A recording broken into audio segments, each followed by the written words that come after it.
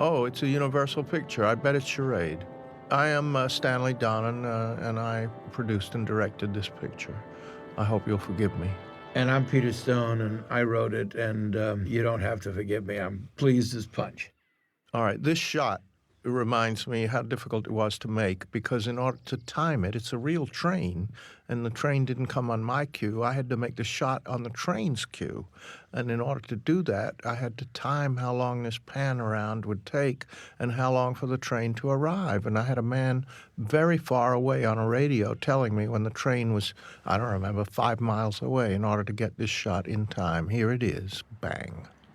Are you telling me that's a real train? No, that's a fake. Oh, I see.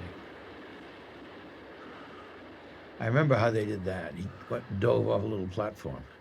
Behind the train. Behind the That's train. right. Now here come the titles. Oh, is that? Oh, I see. Yeah. Let's talk about Binder.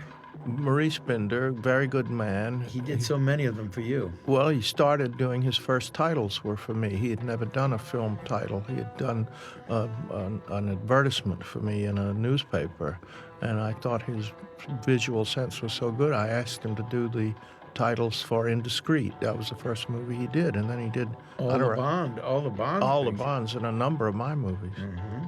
Maurice Binder got the Bond job from seeing, I think, maybe not Charade, but some movie that he did for me. He was a charming fellow. He was indeed. And great fun. Yeah.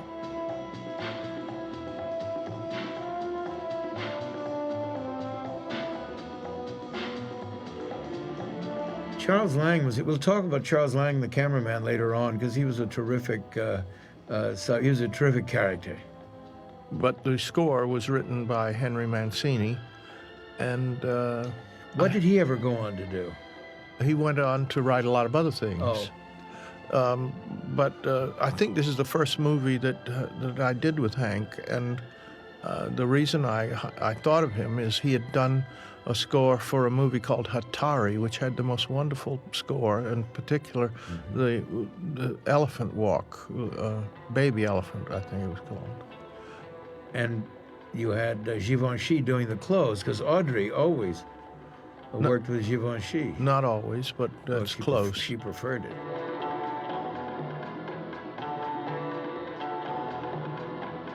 I had asked you that nothing moved behind my title, but you didn't listen to me.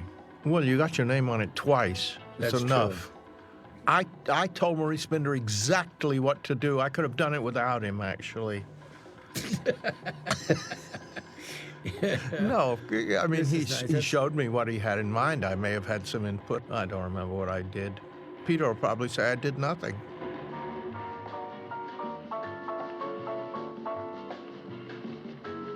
This is Megève, a town in the French Alps, and we went there with the troupe to this hotel. And this hotel was not yet open. It was owned by the Rothschilds, and it was a new luxury hotel, and it was still a week or so away from its official opening. That shot of the gun there is a lie, because it's actually a grown-up's hand. You know who's the assistant director? It's Marc's hand. I remember that well. But that's real water on her face. Oop, yeah, see, if we had a child's hand, you would have known it was a child's hand. And we would have given away the joke. Given away the joke. But this hotel was very luxurious and quite lovely. And not yet open. Right. And when we arrived, it had a little wading pool in the lobby, and Cary Grant put his foot right into the wading pool. And there was a real pool, which you'll see in a minute, an enclosed pool, an indoor pool. And the only people who were staying at the hotel, as I remember, were Romy Schneider and Alain Delon, who were carrying on something of an affair at that time. They were staying there, although, so they were in the swimming pool. I don't remember that. Well. Hard for me to forget Romy Schneider. It is infuriating that your unhappiness does not turn to fat. There's the pool. But I don't understand. Why do you want a divorce? All right. This picture wasn't really based on a book. There was a book based on an original screenplay. I wrote an original screenplay with attached to nobody. Anyway, the agent submitted it to Hollywood, to 7 studios, and all 7 had turned it down. I was not, I'd never had a film made before. They all turned it down. And so I didn't know what to do, so my wife suggested I turn it into a book. It was long, as it always is. There was a lot of description of Paris and other things. So I turned it into a book. And the minute the book was published, 7 studios in Hollywood made offers for it. It wasn't exactly published. It ran in Red Book magazine. It was also published. Red Book actually printed was not allowed to print more than 45% of it or some number. But there was a book, and the book came out. But it was bought by Stanley from the Red Book magazine. So were the studios the offer. I'm now going to get a shot of what kind of man I am. But the Red Book was what I read. It was sent to me by Peter's agent, and that's what I read. All the studios saw it in Red Book, too, and did it. And I went with Stanley for 3 reasons. One, I'd had a show open on Broadway which had promised to be a big hit and was not. And I was sick of New York. I knew that with Stanley making it, it would be shot in Paris, not in Hollywood, and that's where it really had to be set. So I was very anxious to go there. The other thing was he got actors, that he got stars, he attracted stars. And since I'd written this for Audrey Hepburn and Cary Grant, and he had worked with both of them, he did, of course, Funny Face with Audrey, and he'd already done Indiscreet and The Grass is Greener with Cary. So I figured he'd have a good chance of getting them if they were gettable. And third, he was the only one who hadn't seen it before, and I had scruples in those days, which had long gone. But I had them in those days, and it seemed less hadn't seen the book before cynical. Or the script. Yes, so it seemed to me that I wanted to sell it to somebody who wasn't who had some integrity about this thing, and that was Stanley. In fact, I never saw that script. That's true, although you did without realizing it, because that's when I sat you down probably and wrote it. That's why you were reading the magazines in the back office. You weren't writing at all. I had never met Stanley. He was living in England, and I, however, knew his work, which was terribly sophisticated. The musicals, of course, but then I saw such things as Indiscreet and The Grass is Greener and those pictures that had enormous high style. I chose Stanley because I said, first of all, cross between the high style and the ability to get the stars I wanted for it, that was an ideal thing. Look at that nice Louis Vuitton luggage. Isn't it beautiful? They loaned it to us. We had to give it back. Did not. You had to buy it? It was my luggage. Oh, who ended up with it? Me. Oh, of course, the director. I keep forgetting. Well, this was a set built on the sound Isn't it stage. beautiful? Isn't she beautiful? And aren't her clothes beautiful? This was a set, actually, to the art director's chagrin. He hated it. I said, I want a real apartment. He wanted to design an apartment. We actually rented these walls, which were for sale, all this boiserie, and just stood it up in the studio and rented those fireplaces, and that's how this set came into being. Everyone who says Audrey was so skinny, she was so thin.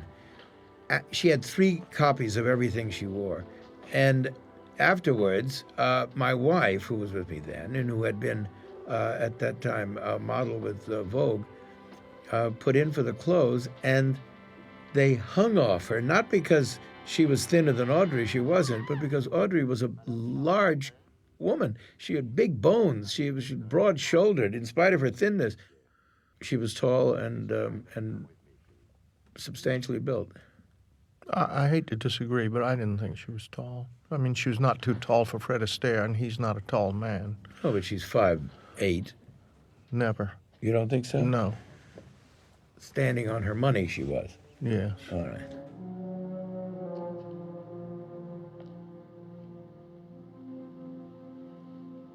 Jacques Marin, this Very, actor. very good actor, but it's not his voice. You're positive? You loved him? I'm very cold. I love this shot. I actually wrote this shot, and Stanley... You can't write a shot, Peter. I described it in the script, and Stanley, one of the few directors I ever worked with in my life, actually took a suggestion from a screenwriter. They don't read stage Not directions. many. No, they don't read stage directions, you know. They think it interferes with the... But Marin is dubbed by an actor named Coco Aslan. who's really a good actor also. It's not his name, Coco. No, Gregoire is his name. Gregoire, yeah. But everybody called him Coco. but he was fluent in English and French, Coco. Everybody calls Chanel Coco too, so they didn't get mixed up. That's right. You all the time say, send for Coco, and then Chanel came. would come. And this Jacques was a little difficult to understand. He spoke somewhat of English, and so he seemed to look right for the part. He auditioned, and he was good. What the French call a bon type. He was the right kind of man you wanted for. He got aggravated very well. I remember one day at lunch, I came back from lunch, and in my chair were his notes for his part, because he didn't really speak English, and he had written out the part phonetically, and every time he said I, he had written A-I-L, which means garlic in French, but pronounced I, so that's how he learned to say I. I had worked with him before on a... Garlic had worked for him before. Also, no, I had worked with him before on another thing, before a television pilot. He was very good and very nice. The authorities in Bordeaux searched this compartment on the train. They searched it thoroughly. They did not find $250,000. Nothing shall be said about this, Peter. Well, people will have seen it already. Nothing will be said about this. All right. But the people who are listening to this will have seen the film. They're now running it to hear this if they choose. Behm, Jardin des Champs-Élysées. Why there? I don't know. So I take direction. I'm not to speak of this.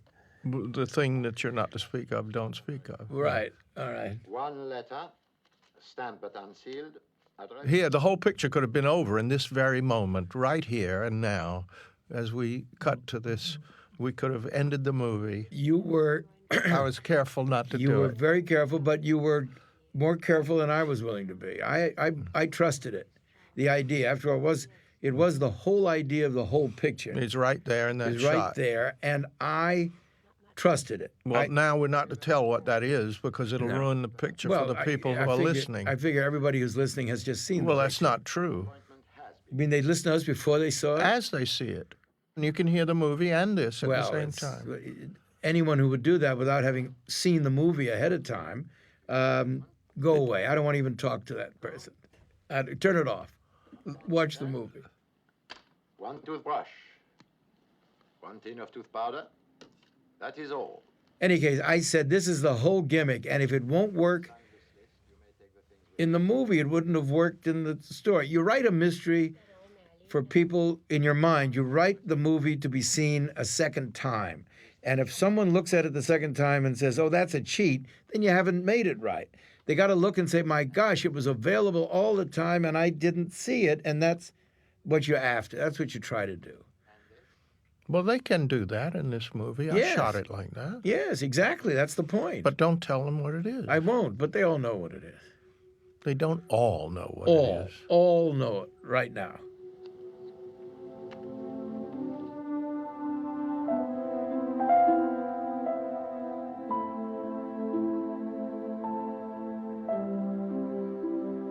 I thought it was a good story when I read it, and that's what appealed to me. In fact, I happened to be specifically looking for an action-adventure romantic picture in which the female was the leading role. And lo and behold, along came this story, which in Red Book was called The Unsuspecting Wife. They changed it. Now, here's what's interesting about this shot. Yes, the light the tape on his ears. Tape on the back of his ears. Because light came through it, and he had saw red ears. He had glowing red ears because the light went through it. Because he was backlit. So he had as to you can see, put the masking shadow tape on on his ears to keep the light from showing through. It's 37 years ago, and I remember, it's funny what you can remember, almost everything as you look at images. Things I wouldn't have remembered if I didn't look at images. It's amazing it's 37 years ago, and I'm only 40 years old. As I know, it is, but you were a prodigy. And the amount of smoking that went on in those days in movies. Look how gorgeous she is. Doing what? I'm a simultaneous translator, like Sylvie. Only she's English into French and I'm French into English. That's what I was doing before I married Charles. The police probably think I killed him. I think there's a thing about Carrie, and that is he somehow has a kind of universal, small universal existence that fits any period or any time. He's modern. No matter when you look at it, he's modern. We'll find you a hotel. Nothing to explain And they're so stunning. They're so stunning together. anymore, you know. Something clean and modest, and near enough to your rest go so that you can take a cab when it rains. Okay? Okay. You can see it's an old movie by seeing the record drop down on a player. Oh, is that It what that wouldn't- is? I've it forgotten even what wouldn't- those are. Wouldn't be such a thing today. No. This is, in many ways, my favorite scene in the picture. Then you can go home after this. After this, I'll go home, leave it to you. Not a very large turnout, is it? It's an interesting way of introducing characters. It has a lot of individual little gimmickry to it that was little quirks and things. It just was I'd never seen one like it. And so, you know, and Stanley shot it so well. Naturally. This I like. You think he's actually, but there he is clipping Yes, his nails. yes. Thought they're saying he knew You how just to gave it behave away. at Now, how come you funerals. didn't No, mind I didn't giving say that it until away? after he did it. All right. If you noticed my timing. That's true. But they're saying he knows how to behave at funerals, and Yeah. you see he's clipping his nails. Now the cast arrives one by one and displays. Look how well lit and shot that is.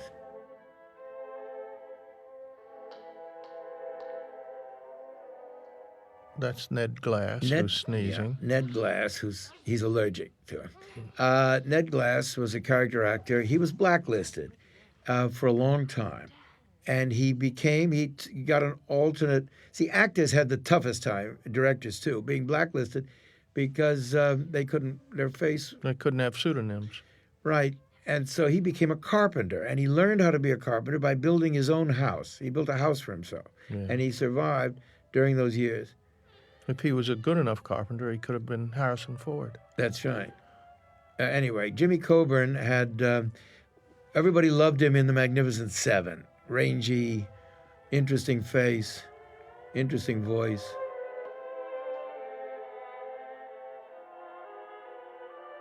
Tell this story about the mirror under the nose. Carrie. No, you tell it. Carrie said to me, that thing is no good, the putting the mirror under his nose. Nobody will understand what he's doing. And I said, I think they will, Carrie. I think they'll get that he's seeing if the man is breathing in the coffin to see if he's really dead. So we went to Rush's, and somebody had their daughter who was about 5, 6 years old. And he looked at the little girl and he said, "You see that?" Yeah. I said, "What's that man doing?" She said, "He's putting a mirror under his nose to see if he's still breathing." It's a 5-year-old. Yeah. Now, George Kennedy, who had made a hit as a villain in a couple of pictures because he was enormous. I mean, and still is. He's enormouser. Yes. Now. But he's tall and he's big. He's just a big guy. I think Lonely of the Brave he'd been in and a couple of other things. And he's perfect choice for this character.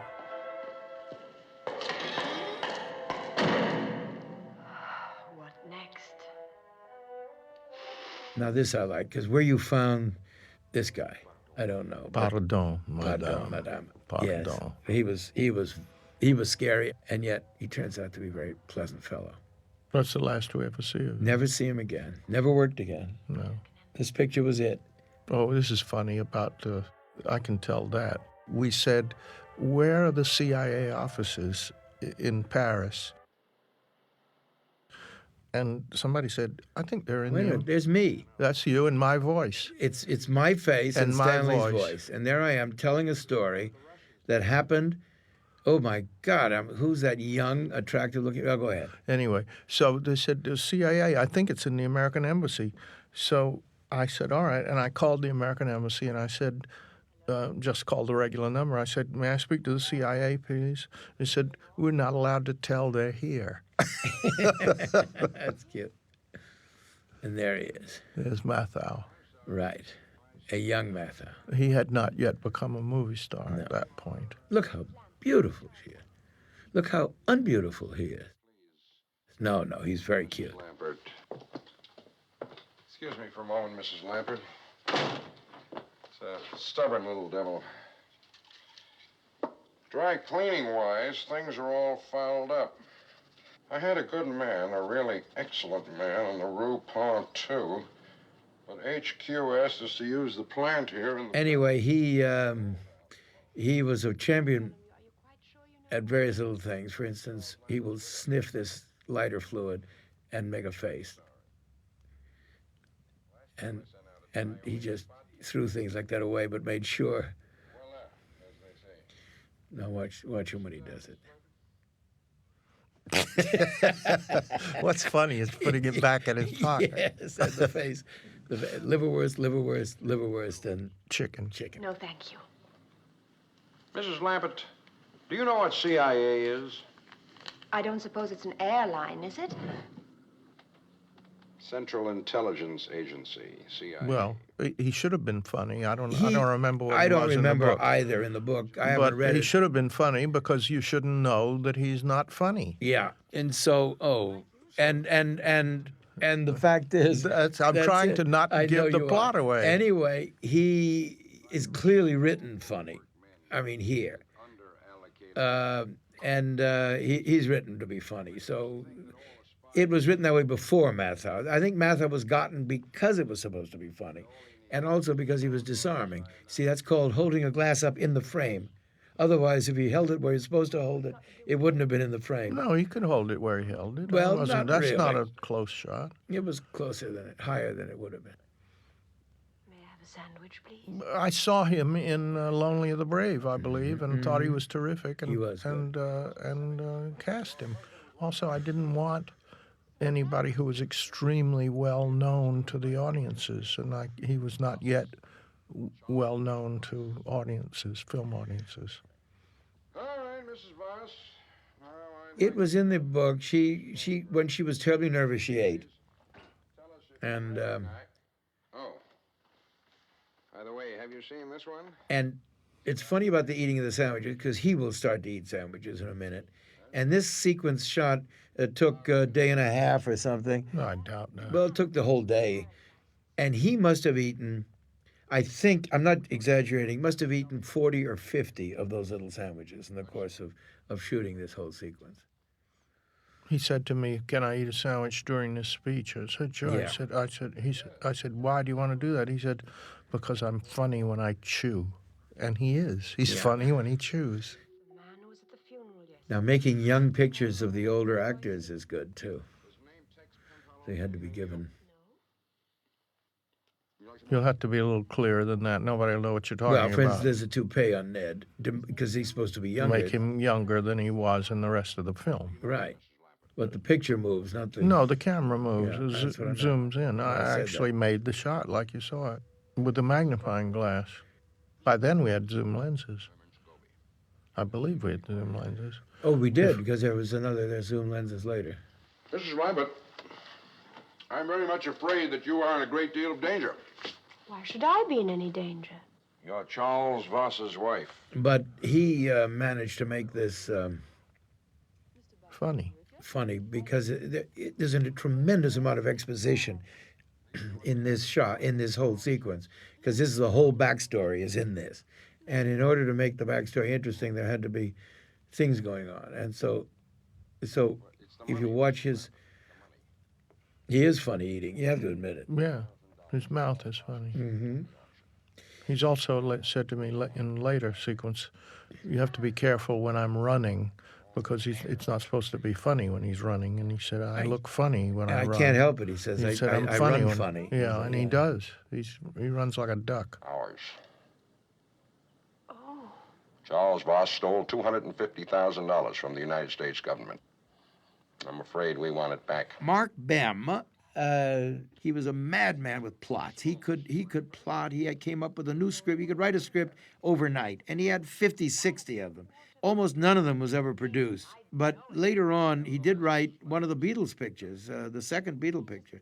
And he and I worked this story out together. And then he went off in his own world, in his own life, and I went on and wrote the script. Just as hard. Even though I had Audrey in mind when I wrote the script, I did realize that she'd never done anything like this before. In other words, had never been in jeopardy, which is what she is throughout the picture. But on the other hand, nobody had really made a picture like this in a great number of years, except for Carey, who had done the Hitchcocks, where he had been in that position. almost nobody else had any experience doing this. So I figured Audrey, after having seen her range from Nun's Story to Tiffany, it would certainly be. And also, I found her very vulnerable on screen, and vulnerable is what this Jeopardy called for. So I was perfectly confident that she was right for it. She went on to play a couple more times, but up until this time, she hadn't really done that sort of thing. I think that's what appealed to her, too, about doing it. What happened is I thought I had Cary Grant and Audrey Hepburn, and then we were at Columbia. And Cary said, no, I'm not going to be in it. I don't want to be in it. I've changed my mind. I'm not going to do it. And she said she'd only do it if Cary would do it. If Cary did it, yeah. So the picture collapsed, and Columbia dropped it in that terrible word. The picture was in turnaround. This is the real place. They're standing in the actual play. I love the kids' faces in this. This is such a tradition in France, the Guignol. Guignolet. Well, that was the name of the theater, but it's called Guignol. And it's the Punch and Judy show, and it's a morality tale. And because it has the policeman in it always, having the policeman come here and mirror what's going on in the story was. Yeah, if you saw that shot, it said Guignolet above That's it. because that's the name of the vrai theater. Guignolet. That's the name of the theater, Yeah, but the this is form. not the Guignol. It's the not Guignol. the Grand Guignol. No, that's another theater. Yeah. This is the form. Guignolet. No, that's the name of the little theater. The name of this form is Guignol. That means the Guignol is a puppet show, a hand puppet show. How about making me vice president in charge of cheering you up? Starting tonight? Now, this is interesting because, I hope it is interesting. well, it is. There's Monty Landis. His real name is Max Landstein, and he's from Scotland. Is he And still with us? I think so. I see him occasionally. Yeah. He was a comedian in Paris. He did what they call a fantaisiste. He did pantomime, and he mouthed records. He did a record act, and he did it in all the esoteric clubs, the Rose Rouge and the Fontaine de Quatre Saisons. And he worked at the Crazy Horse Saloon. He was very popular there. And he did this. He was a natural MC. And this is a game I saw when I first moved to Paris when I was 19 years old. I went to a nightclub and they played this game. This is an actual game they love to play, little audience participation. This is where you and I have a different memory of this game. Well, that's where I first saw it, so I But- put it in the original novel. But this game, I played at Gene Kelly's house, and I remember playing it I'm quite sure you well did.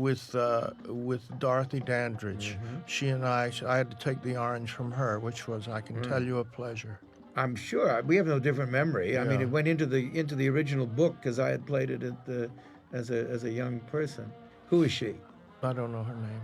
She was very funny, very funny. Yeah, I first had cast a That was gorgeous girl. This girl was the girlfriend of the makeup man. It's not a Gorman. but I had somebody. first cast a beautiful, big-bosomed young girl in this part, and just before we started to shoot, I thought, gee, it's not funny if it's a gorgeous girl with a big bosom. Get an older lady. Thank God I did. Well, she does Margaret Dumont great. She does it wonderfully, yeah. Deadpan, and it's very funny.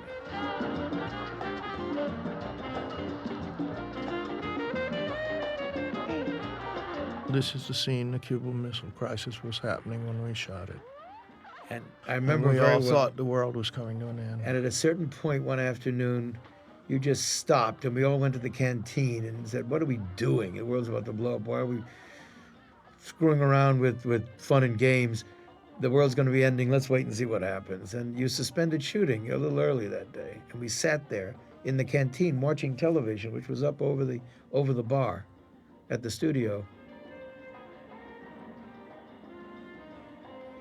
It's not a bad movie when you just look at their faces. No, it's true. Now Just there's a lot of shots of their faces will do. now, one has to say that when we in Megève in France, the weather was terrible. It was mist and snow and mist and snow. We sat there for a very long time without being able to shoot. So Stanley sent for some of the sets in Paris and had them shipped to Behm, and there was a garage he found where he set the sets up in the garage, and we shot a lot of the movie there. And the reason I'm saying this now is this is in the garage. is in the garage in Behm, this shot. The There's more. scene. The whole scene, yeah. Also, the later part in the CIA back office is in. And I think the downstairs at the American Express. No, that's Something. too There big. is one other shot that was done there. But this was This all whole done. sequence It was done in the garage. Yeah. In Behm. While we were waiting for the weather to clear up. These sets were built in Paris, and then they were Shipped ready, to the so they garage. just shipped them down, and we put them up in the garage. Howdy. What do you want? When I cast Jim Coburn, they all came in for auditions, as well as a lot of other people. A lot of them weren't weren't famous they weren't, enough. They weren't famous at all. Coburn wasn't, and neither was George Kennedy. Now, there's a good moment to mention that I'm talking about. We were dropping those matches on. One, it's fair to say that's not her lap. No, it's her lap. In the when they cut to the insert. Yes, it's her lap. Those were good Givenchy's that he was dropping them on. Well, Belongs to me, Miss Lambert. And you're going to get it for me. Anyway, the point is that I'm talking about the sets in Behm and the thing, as if it's normal for me to be there. Stanley let me be there for. Didn't let you. I wanted you there. Well, I suppose for the entire movie from beginning to end, which for me was like a college course because it was my first film, and I really enjoyed every minute of it, I wish I did. except the Cuban Missile Crisis. I'm having a nervous breakdown. You enjoyed it. I suppose having you and Carrie and Audrey together was enough to keep me amused. The anxiety of making a movie is horrendous. How does this stand on the scale of on the horror scale? yes? Oh no, this is fine on the horror scale.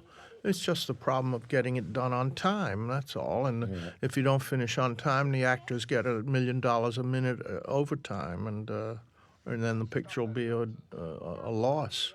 So you have to be able to organize yourself and how you're going to make it in order to get it done quickly.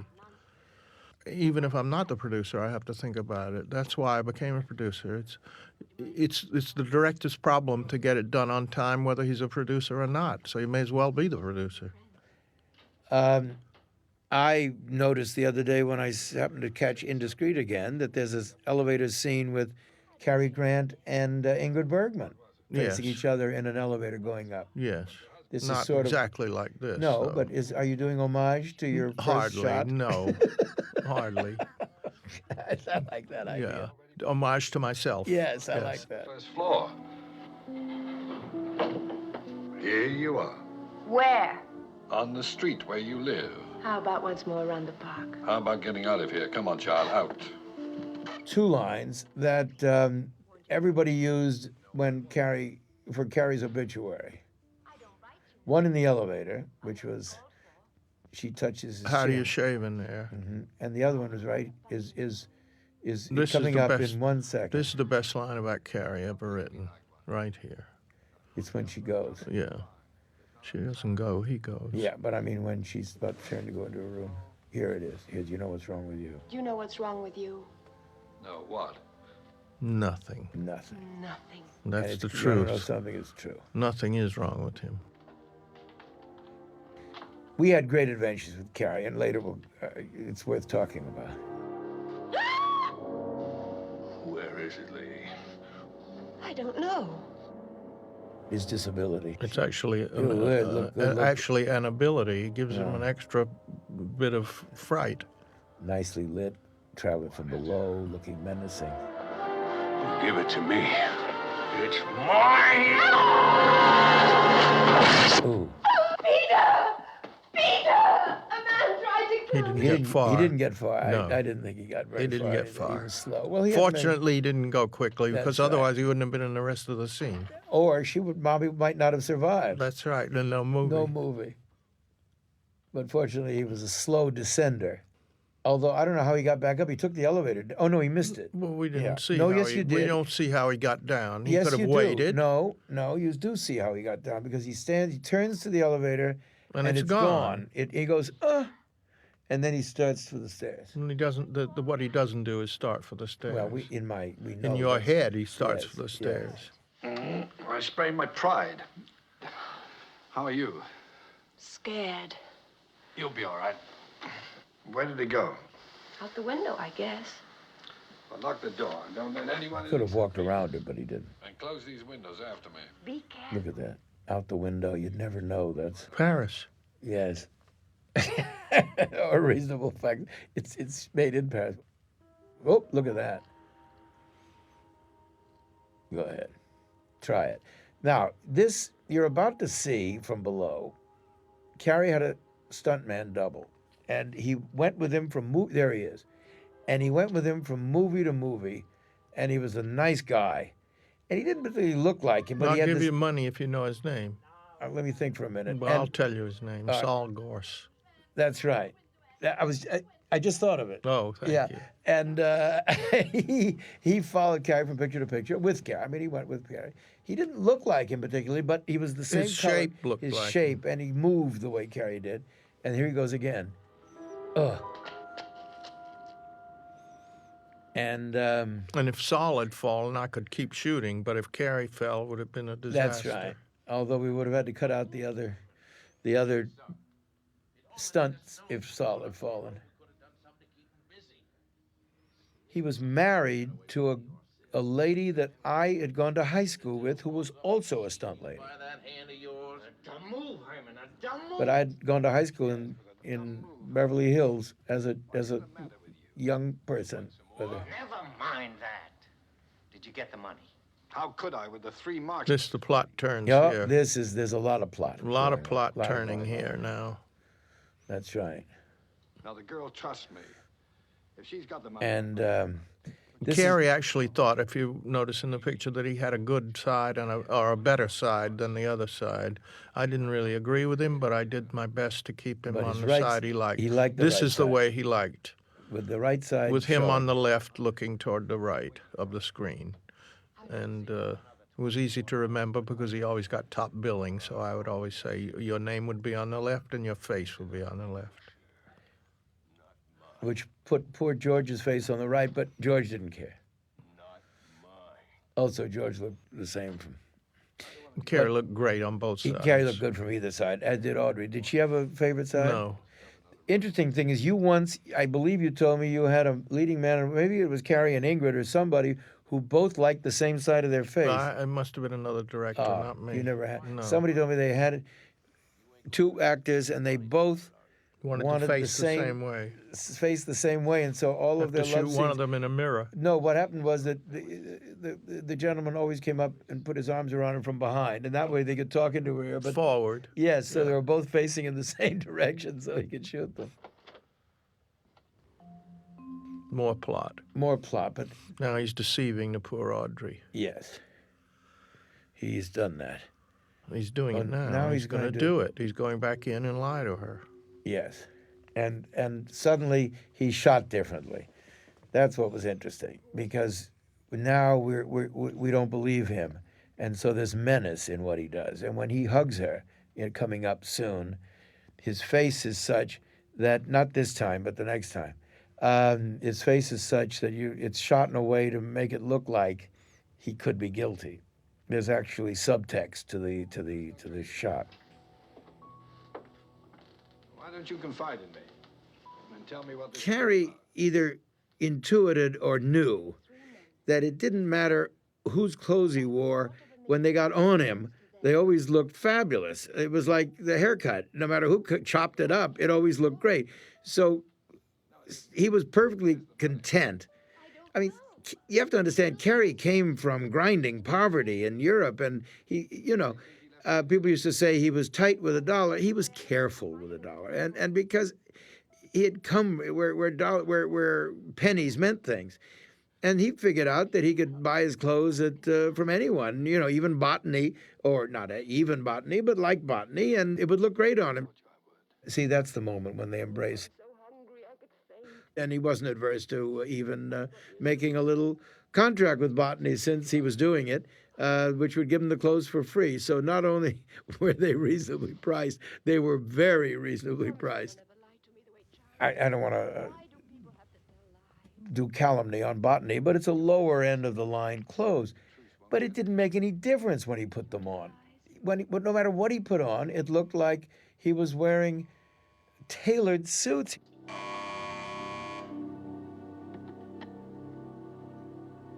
Hello? Mrs. Lambert, it's me, the man who was in your room a few minutes We ago. were in Megève, and we couldn't work because it was misty. We went walking in the town, he and I. And suddenly he says, I'm going to get a haircut. I said, what? And there was a little shop on the main street. Who? I mean, just a local French barber. And I said, you can't do that. I mean, you got to shoot. I mean, he's going to butcher. You don't know. He says it doesn't make any difference.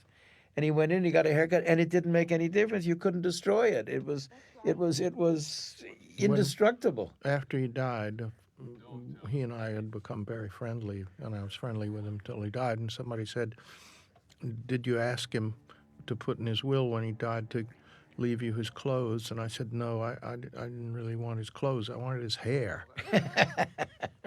But this hack barber in Megève, a Frenchman who learned in a catalog how to be a or whatever, cut away, and he came out looking spectacular when he came out of there. Well, he looked like that. Words can hurt. I know. Try to get some sleep. You'll feel better. But don't worry. I've arranged to take the room next door to you. There, her face, because she knows now. Yeah, And- she and suspects he's that the he's villain. somebody. When Cary accepted the role, he had only one condition, and the condition was that the writer had to come and sit and meet with him for a couple of days and hear what he had in mind. Now, here he goes. This was hard. This was written, but it was very hard to do because no one believed it. That's his tie pin. That's that a he type just in, put and in now there. he's going to unravel a sock, but socks don't unravel. I don't know. Well, they can. They can. They If could. they have knitted socks. they Especially can. if they're written into the script. They actually did unravel there. Yeah, you're right. Something. Anyway, so I was in Europe, so I came back to New York, and he wanted me to stay at the Plaza Hotel where he was staying. And I took a cab, went by my own apartment, which was in New York, very strange feeling, to the Plaza Hotel. To live in a hotel in a town where you have an apartment is an odd feeling. And I went up there, and I spent 2.5, 3 days in the suite of his suite with him arguing over certain things in the script, which when we get to one of them, we'll talk about it. But we argued about it and argued, and finally, I just couldn't take it anymore. And I said, I don't care what happens. I wanted him to do it. I said, all right, never mind. We'll take the scene out. He said, well, now, wait a minute. Let's talk about it. And suddenly I realized something about him, that there are certain things he wanted to do, but he didn't want to be responsible for having done them. And so as long as it was my idea, and he couldn't be blamed for it. And it was interesting because it came up again and again, that same idea. The main thing he wanted was that he said, I cannot chase this girl. I am too old. She is too young. I cannot chase this girl. She must, in some way, be chasing me. Not because, and you'd say, and anybody else, you'd say, oh, how conceited, the girl chasing, but that's not at all what he meant. What he meant was it's unseemly, he thought, for a man his age to be actually coming on to a young girl. And he wanted the young girl to be the one who encouraged the relationship, basically. That's the better way to put it. And he was insistent upon it. He would have been a fool not to chase Audrey Hepburn, but she would have been a fool not to chase him. Right. But he turned 60 during the making of this picture, although he doesn't look it.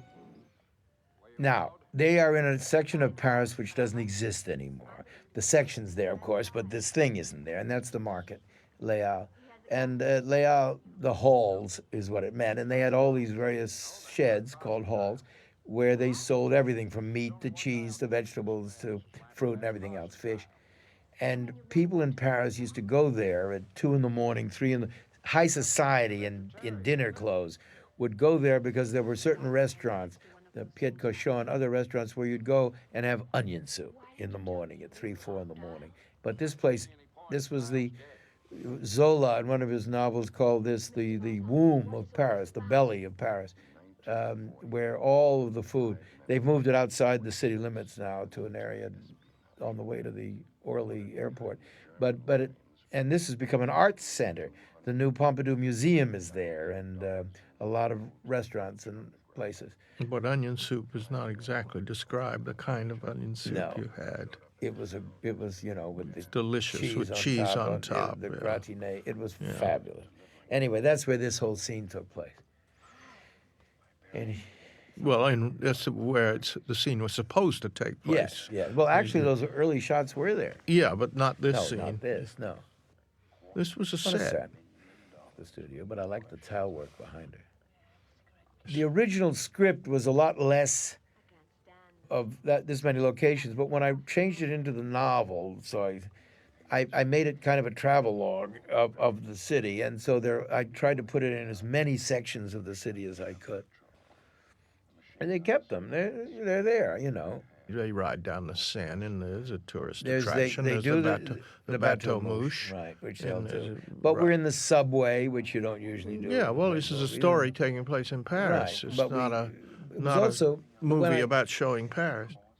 The sets were the sets were built in a studio. Bologna, which is on the Seine, on the river, just at the city limits, the southern city limits of Paris. Sort of Neuilly. Yeah. There's the onion There's soup. the onion soup right there. Right there. That's what it looked like. That is it. Could it have been made in a studio in Hollywood? Obviously not. If you wanted to show Paris, it had to be made in Paris. This movie, as it turned out, was a co-production in a way. It was a Universal and a Stanley Donen production. They each owned half the laundry ticket. Well, that's the way every film is made. No producer. Today, right? But in the earlier days, Universal. The only producers who ever actually financed their films totally were Sam Goldwyn and David Selznick. Right, but in the studio days, and Universal was the last studio to remain in the studio system. In the studio days, every picture was made entirely by the studio. The producers were under contract, and the directors were under contract, and the stars were under contract, and everybody was under 52-week contract. And Yes, but by the time we did Charade, No that question. was no longer true. no question, it was beginning to be no longer true. I mean, Universal was still making Universal pictures. Oh yes, but I mean there were a number of pictures Yeah. that weren't made in No that way. question. I don't know what an independent film or a studio film is. They're just movies that people make, and you fight it out every inch of the way as you go along, and then that's the movie that gets done. I just wanted to do a movie where the leading lady was the one who was being chased all through the film instead of the man, which was the thing at the moment that was happening, like North by Northwest, where Carrie was the one who was in trouble. This is more like Suspicion. Yeah, except it's funny. Well, that was my interest. It had been many, many years since. That's the hard part, is to do the mystery, the adventure, and the humor. Well, they all hadn't in the tried one. it in a very long time, and it's called black comedy, and it hadn't been a successful one since really the late '30s, and it interested me as a genre to do suspense and menace side by side with comedy, and that was It's interesting to call it black comedy today, because today That's right. it's white comedy That's compared right. to what is black comedy, which reminds me of the story about the murdered bodies, which maybe we should tell at the point they show up in the That's movie. right. I was saving that. Yeah. Oddly, there was the belief that this was a genre that was popular. It wasn't, because no one was making them, not even Hitchcock's, really. That is to say, a murder mystery with legitimate comedy. Certainly there were moments of fun in Hitchcock, no question. Well, they tried to make comedy, adventure movies. Most of them failed. I can't remember any off the top of my head. Well, they were too exaggerated. They were sort of Damon Runyon is what they had before, type stories, where everybody was very extravagant. The characters were extravagant, and it was sort of mythic, not real people. I can't remember if this is made before North by Northwest or after. After. This is after. Yeah. I remember when we finished the script that I was very nervous that it wasn't going to survive, and Peter and I ran 3 Hitchcock movies. That was one of them, I think. That's how I remember that it was after. I don't remember that it was, but I remember one was Rear Window, Yeah. and one was Vertigo, I think. And then I said, no, ours is certainly in the ballpark. The studio was quite worried about that because there hadn't been anything quite like it in some time. And then a lot of people started making them. Yes? Good morning, Mr. Dial. Reggie? It's the only name I've got. How about you? I know cat and mouse. You've got me. What do you want to know? Why you... Columbia was my film company, which was backing my company to make Charade. And I thought I had Cary Grant and Audrey Hepburn, and Audrey said she'd play with Cary, and Cary said yes. And then Cary changed his mind, and then Audrey said she didn't want to do it without Cary, and she went into other pictures, and Columbia, under the aegis of Mike Frankovich, under his aegis, said they wanted to make the picture with Warren Beatty and Natalie Wood, and I went to Warren Beatty and Natalie Wood, and they both said yes, they loved it, and they would do the picture. And then Mike Frankovich said, no, Columbia wouldn't do it with Warren Beatty and Natalie Wood. They changed their mind. This was after having me ask them to do it. And then they sent me a telegram saying, we're not going to make the picture. The picture is in turnaround, which is part of the original contract if it didn't get made by a certain time. So the picture was in turnaround at Columbia, and Cary Grant called me and said he had read this picture he was supposed to do with Howard Hawks, and he really didn't like the script, and would I still be able to make the picture that I had sent him, which was Charade? And I said, absolutely. And this came immediately after Columbia said they didn't want to make the picture. So he called me that day. We got together and made a contract with Cary, and I called Audrey, and she said she'd love to do it with Cary. And I called Universal, and Universal took the movie in a second, and that's how it got to Universal. There's how big George Kennedy is, because Cary is a tall man, and Kennedy towers over him. Cary was 6'2" or something. And look at Kennedy. Kennedy. He's like 6'4", but also he's not just tall. He's a big fellow. Massive. But Columbia, of course, was furious when it was made with Cary and Audrey, and they heard about it, and they said I had denied telling them the truth, that Cary was going to do it all along, and we just did that so they'd get out of the picture, and totally untrue. It did look like it, but there was still, it couldn't help it. The truth. The truth is the truth. Now what? I like this expensive set. This Right is here. very expensive. Yes, this- A gray wall. He's not a great yawner, I have to say. But the music, as I remember, there was a little musical joke there. Where This he doesn't yawned, happen where he either. yawned. What doesn't? They Closing the wouldn't place close up? up the place with people inside. Well, they didn't know. They're not supposed to know, but of course they would know. How would they know? I believe that. I believe if you went upstairs. Sure, you believe it. You wrote it. Well, I did, but I think if you got up there, no one would know you were there. They don't check the building. It's a large building. Keep right on going. The view, it better be worth it. That was the most intricate set built, was the rooftop of the American Express. You Because just gave away that it's not real, that we didn't shoot it there. I think we could do that. Oh, we can do with that. impunity.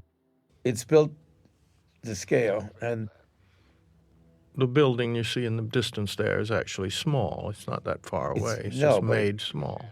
That's what Peter Right. means when he says scale. it looks far away because it's small, but Small. it wasn't. That house over there. Oh, look, I can see a man looking at television in one of those windows. The midget. Yeah. We joked about hiring teeny-weeny people to move around back inside those little windows behind them. And that sign, That sign is big. big American Express sign, Yeah. and it's made to look like the real sign on top of the building. It wasn't made up. Cary, what it was that he did is very difficult to describe. He was just light on his feet. Yes, he'd been an acrobat, he'd been a dancer, but he moved with such grace, and he handled humor so easily. And Carey was left-handed. That's why I just hit him with a left. that one That shot was in the Carey. distance. That was Carey. I don't think No, so. sure it That's was. not. Yes, it is. You think so? I don't think so. Oh, yes, it's all Carey. I didn't think so. That was a little sped up camera there. It's not the sped up. There's no sped up camera. You see it when the camera's sped up. What was interesting about this is that Stanley, with all of his experience, had really had no action experience. I remember, and Stanley, I think, is not sure that he did, but I remember that he brought in a sketch artist who sketched, whose actual skill it was to sketch out these action sequences in such a way as to make them very clear on looking at a storyboard to see what you needed and what you had to get. Well, you know, it was done like a dance sequence, and that's something he did know a great deal about. And so he did do it he choreographed the action is what he did. You're about to see a stunt that Here goes. to figure it out. It's a good way they got this to work. Zink. Zink, zink. Boom. Zink. And now, now watch what happens now. Here he goes. There. He used there. a little wheel and a flint like in a cigarette lighter. It was a cigarette lighter put into the little hand, and those was actual The slate sparks. tiles. Yeah. Yeah, we had to overdo it so you'd see it. Here comes a big joke coming up in a minute. Yeah. Express. You see Express up The there? R is out. Yeah. See, he took the elevator up. Yeah. Working with you, Peter, was torture. Yes, it was hell. No, we got on fine. We got didn't along know great. each other. Peter and I had never met. I bought the rights. Peter came to London, where my office was set up and where I was living. And we met, and we've been friends ever since. We joked a lot. We spent a lot of time laughing. We didn't fight very much. I don't remember any really serious disagreement. If you have a writer who's an enormous contributor to the picture, you want him there you don't know why you want him. You want him for whatever his input can be. It can be dialogue, it can be an opinion about the scene or an actor or whatever. Most directors feel a little challenged by having a writer there. But in this case, it turned out well because there were at least one and maybe more. But one that was where we stopped. We actually stopped because someone said, this is wrong. This doesn't make sense. Remember that day? And it was in the set. It was in the hotel lobby or the hotel corridor. I know it was the hotel set. And there was suddenly, we said, my God, this is backwards. It doesn't make any sense whatsoever. And I said, wait a minute. And I remember going onto the set, and I sat on the step and very carefully went A, B, C, D, E, F. Let's work it out, work it out. Everybody left. Everybody was sent out. The actors, the cameraman. And we just sat there. And finally, we worked it out and changed it. It didn't take that long. No, but it was a horrifying moment. Well, when it was a realization that we were painted ourselves into a corner. Right. Something wasn't working. I don't no remember longer what remember it was. what it was, but No. it was. There But were it so was many. clear that we were in trouble. There were so many turns and U-turns and left turns and right in turns the plot.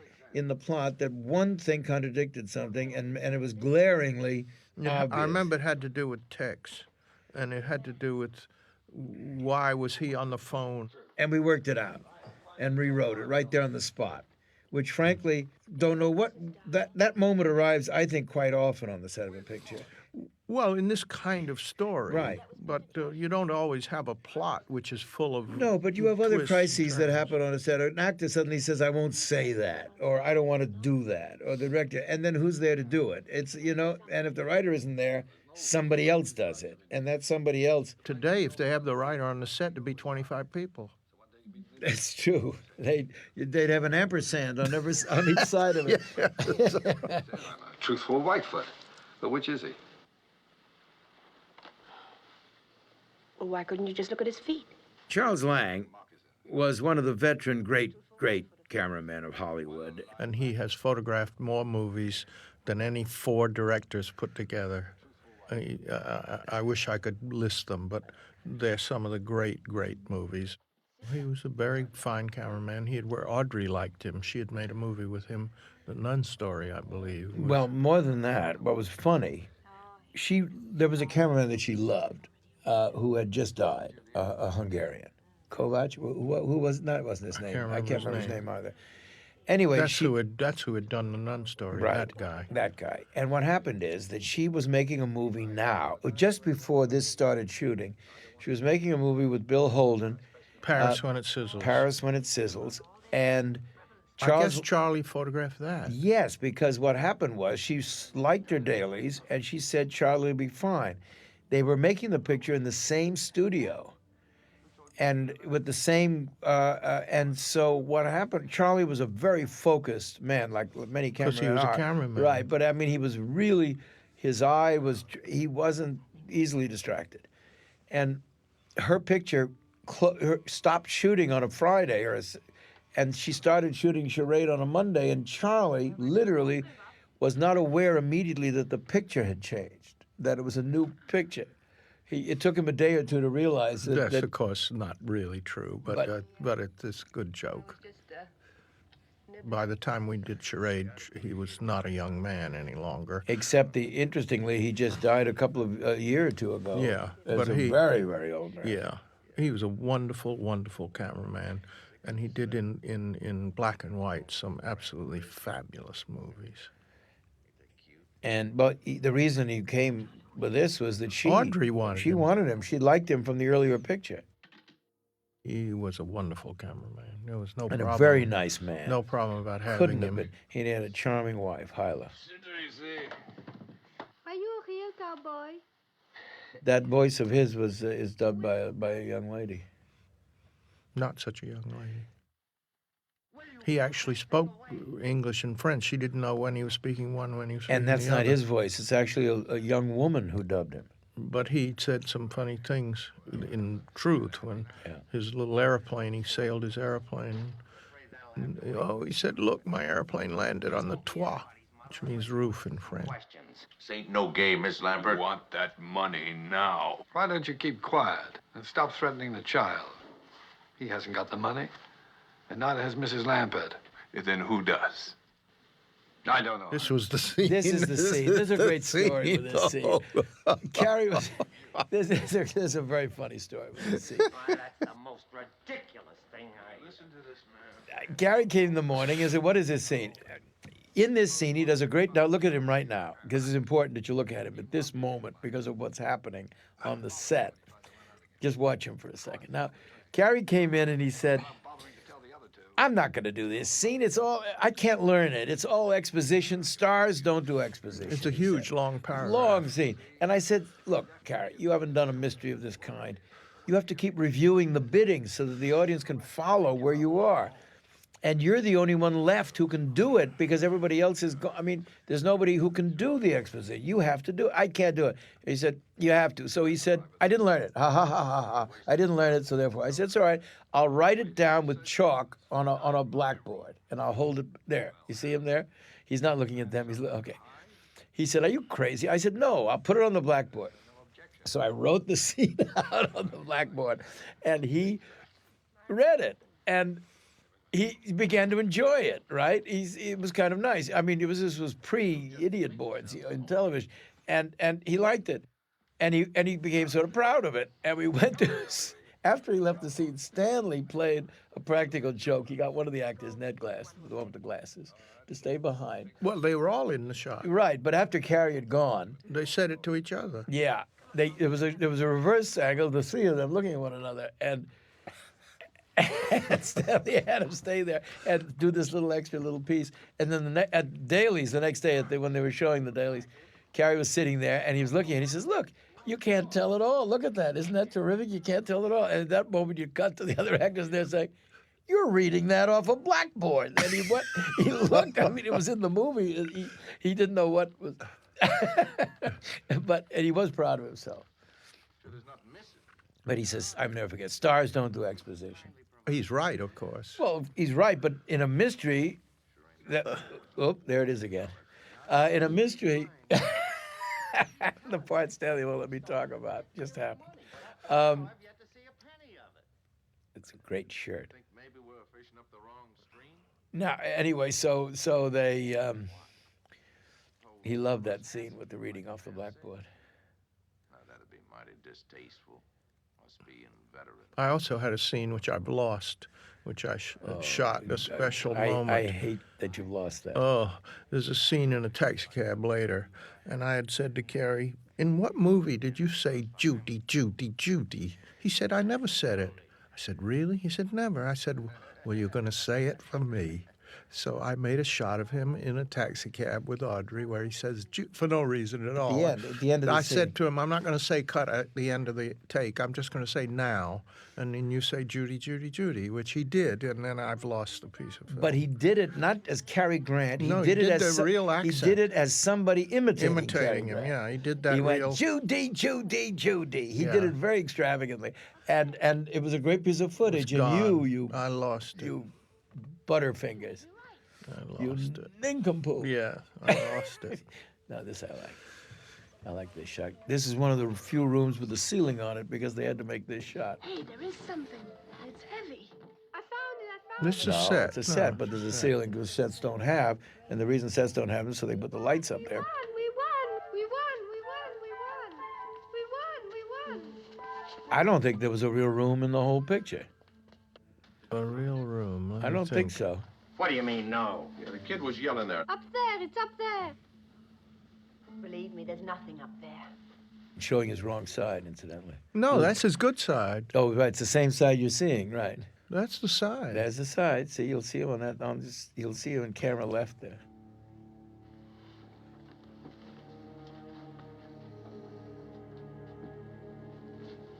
That's the side he thinks is Yeah. his good Oop. side.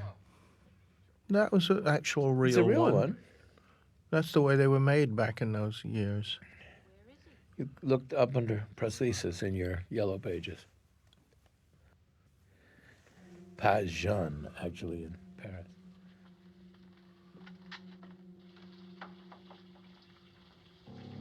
Well,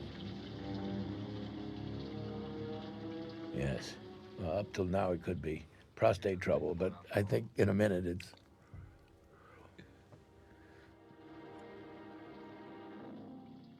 Look at George. Wasn't he a good sport? Yeah. The problem was getting the water still. I after know, he and was down also there. He that had with to his stay there, and then the water shot didn't run up his shot nose. coming up, he stays there quite a while, where you see him. He really This shot.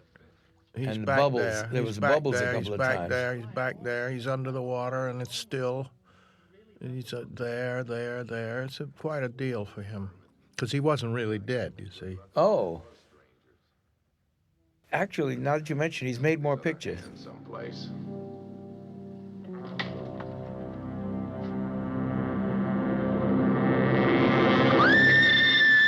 Actually, by today's standards, that's not But gruesome. very bland. But it was then. But not. Look It at, really look at that. wasn't Look at very it. gruesome even then. No. But then, yes, it was. They didn't do things like that. They were not. Look how beautiful. Look at that outfit. And hers is good too. No, I'm just kidding. It seems absolutely surreal to discuss the violence in this picture today in light of what we are now rather inured to. Today, the violence is unchecked. I think the beginning of it was two movies that unleashed this thing. On the one hand, you had Texas Chainsaw, which was unspeakable at its time. Now it's considered tame, which is exactly, I think, what it caused. The other was The Exorcist. In horror movies, violence was not really shown. There was sort of an unspoken agreement between audience and filmmakers that we could scare you because we, the audience, knew you wouldn't go past the line. There wasn't one drop of blood shed in Frankenstein, the original Frankenstein. And in Dracula, which really involved the drinking of blood, you saw none. Who do you think did it? Gideon? Possibly. Here's the looping. Now, what happens here? What happened was that this movie was about to open at the Radio City Music Hall. It was just about 2 weeks or 3 weeks away from it, which was opening in November of '63. It was Thanksgiving time. It was a Christmas show. It was going to open just after Thanksgiving. Well, as you remember, in November of '63, the president was killed. Kennedy was assassinated. And suddenly I woke up in bed. Stanley was back in London. And I woke up, I was in Hollywood making another movie. And suddenly sat up in bed and I said, my God, the word assassinated is in the script. Twice, in fact, in this scene. And you have no idea what that word was like. In those days, you thought you'd never be able to use that word again, ever. It's funny how soon everybody heals. But the fact is, it was in this scene. And it was about to open at the Radio City Music Hall, and it would be just awful. It would have been just awful. So I called the studio, and I said, you got to do something about this. And I had lay awake all night figuring out a word that could dub it, because wasn't easy. And the only word I could find was eliminated. He says, it had to have the same number of syllables and end with 8. And it was cut into the movie. And it was like that for the first many, many years. I mean, any minute now, we could be assassinated. Would you do anything like that? What, assassinate someone? No, sir. I recently saw it on television. I'm not sure which word is in now. Now it's assassinated again. I don't know who did that. I don't know who did either. I'm astonished by it. It's back in. And I don't know who did that. I'm not sure it's in this It is. version. I'll bet you it's in this version. Well, I don't know how you can do that. I don't we either. We make a soundtrack, that's the soundtrack. I realize that, but we did add, they had the original soundtrack. Yeah, but why would anyone change it? Back again? Yeah. Because it was real. And it did not look, to a very trained eye, you could see it wasn't exactly right. I'll be surprised if it doesn't say eliminated. All right. I'll put money on assassinated. You may be right. I don't can't know. imagine. How would I know? They don't have the right to do it. To put it back the way you made it? I made it with eliminated. No, you didn't. Yeah, of course I did. That's the way the picture was released. It was released, but you made it with That's the way I made it. The way the understand. picture's released is the way I made it. Right, but they put it back. Only next door. If anything happens, holler. Carey was an original and a unique entertainer and actor and presence. He was, first of all, absolutely gorgeous. And yet, he didn't threaten men. There were some men who were so attractive that men felt threatened by them. Women swooned at them. And somehow Carey, there was enough charm in him and enough self-amusement that men liked him too. There haven't been a lot of heroes like that. I think Sean Connery is such a person. What are you doing? Taking off my shoes. What do you think I'm doing? Did you ever hear of anyone taking a shower with their shoes on? Well, this is the scene where he didn't want to do this. And frankly, I don't blame him. It really doesn't make a lot of sense, except I thought it was, for him to do this would be funny. And it is. But he argued for 2.5 days that he didn't want to do this. Why would I do this? It's stupid. I don't want to do it. It's silly. This argument went on, and finally I couldn't stand it anymore. I said, okay, let's forget it. It's not worth all this. Cut it out. Well, wait a minute, he said. Maybe there's some way we can do it. Well, he took to it and had the best time of his life doing this. He loved it. Added things to it. How often do you go through this little ritual? The whole idea was slightly foolish. There's no question of it. It got even worse. He wanted to wear her shower cap. He kept saying, where's the shower cap? I want the shower cap. I want to take the shower cap. We said, no. He said, no, I really want it. So I said to Stanley when he wasn't around, I'm going to hide it, and torture will not get me to tell where it is. And he forgets, or he doesn't forget, but you did it, he didn't. And therefore, we wanted us to talk him out of that shower cap.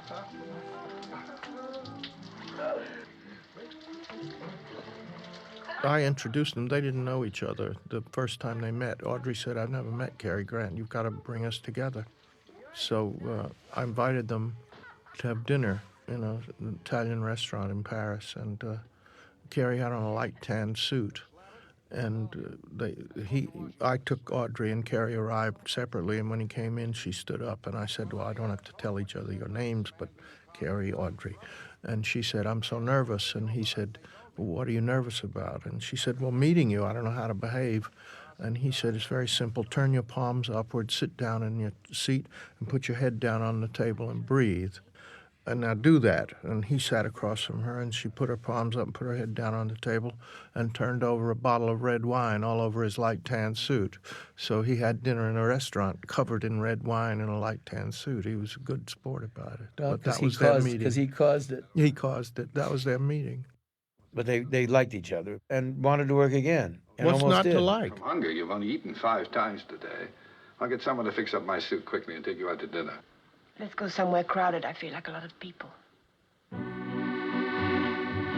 That's the real Bateau Mouche. One of them. That's one of them. That's the big one. That is not the real Bateau No. Mouche there. That's a little thing, and behind there, what's called a plate, which is a little movie going behind them. What I love is in the sound. When they go under these bridges, the sound goes all Echoey. and it's funny. Me? I don't suppose you know who the murderer is, do you? No, not yet. Whoever's left alive at the end will pretty much have sewn up the nomination, don't you think? Isn't that Bridge. amazing how that happened? Amazing. It's just the kind of good luck, I guess. Become the next victim? It's a start, anyway. Both Stanley and I were around when the first generation of talking screen actors arrived, and somehow they were all prototype. But there were categories were filled. There was the Spencer Tracy category, and there was the Robert Taylor category, and there was the, and as soon as someone came along to replace them, they could gracefully retire because they were categories. They were the firsts. Carey was such a person. He did play a romantic part in the next movie that I wrote, which was his next to last movie. But he played a grizzled beachcomber, but he got the girl. It was based on an original script by another writer who had written it as a melodrama, and I turned it into a comedy, and Carey and Leslie Caron did it. We were nominated for the Academy Award, and actually we won the Academy Award, that other writer and myself, and we had never met, and we wouldn't have known who the other one was, except we met on the stage getting our Oscars. What do you mean? It was a romantic story, and so he got Leslie Then he Caron, made one after that, too. where he was really the good angel for somebody else's romance. One day as a game, when it was raining and we were supposed to be shooting outside, we had nothing to do. We sat down, Carrie included, we all sat down to see if we could count the number of leading ladies he had. And when we got to about 65 or 70, we stopped. Because there was, on the young side, Shirley Temple, and on the old side, Ethel Barrymore. I mean, and then everybody in between. But I mean everybody. If you look at this sequence, you'll see that they're going down the river, the same buildings on both sides of the river.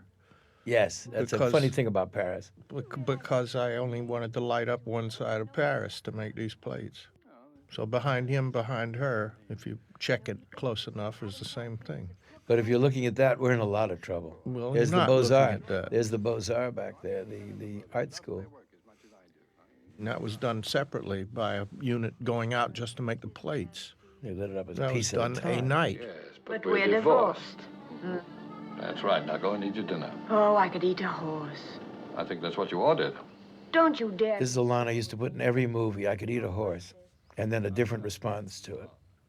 What was it here? It looks like you ordered. It looks like that's what you ordered. Yeah. Now it turns out all you're interested in is the money. That's right. Oh, Well, what would you like me to say? That a pretty girl with an outrageous manner means more to an old pro like me than $250,000? A song isn't eligible for an Oscar unless it's not, the melody isn't eligible. You have to have words with it. There's a famous story of Dmitri Tiomkin. I was told this by Julie Stein and Sammy Kahn. He had written the whistling theme from The High and the Mighty. La da da da da da da da da da. He wrote that, and it's whistled, and it's all throughout the movie, and it's wonderful. And then Dmitri Tiomkin found out that it couldn't be nominated. It didn't have a lyric. So he had Ned Washington write a lyric, and he actually paid to have a theater, because the rules say it has to play at least a week in a theater in Los Angeles. And he went out and he hired a theater. He dubbed the song lyric in. He played the film with the lyric, and it was nominated.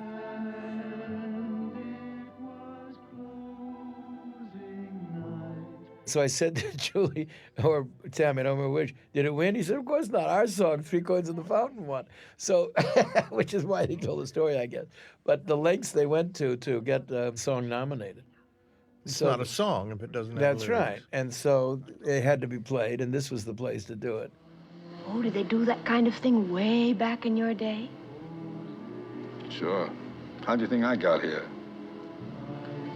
Carrie insisted on. There's a couple of phrases here that Carrie wrote himself. It's back, huh? Oh, no. Doctor said it was bad for my thermostat. I like to remind people you did this and I try know, to take the blame. except Stanley's being mean, but the fact is he cringes when he hears them too, and so do I.